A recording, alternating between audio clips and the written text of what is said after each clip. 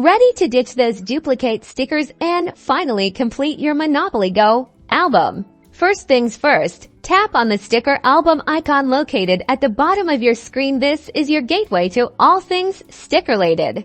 This is where you'll see all your sticker sets and track your progress toward completing each album. Notice those progress bars. Filling them up unlocks awesome rewards. Now, to send stickers to your friends, tap the Send Stickers button. This will take you to your sticker inventory. Here, you'll see all the duplicate stickers you have available to trade. Select the sticker you want to send by tapping on it. Remember, you can only trade duplicate stickers, so don't worry about accidentally giving away your only copy.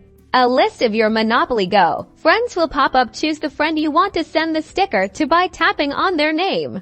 A confirmation screen will appear, double-checking that you want to send the selected sticker to the chosen friend. Confirm your choice, and boom, the sticker is on its way.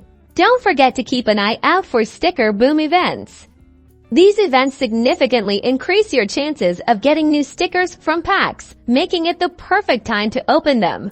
During a Sticker Boom, sticker packs are bursting with more stickers than usual, maximizing your chances of getting those elusive cards you need. So, there you have it.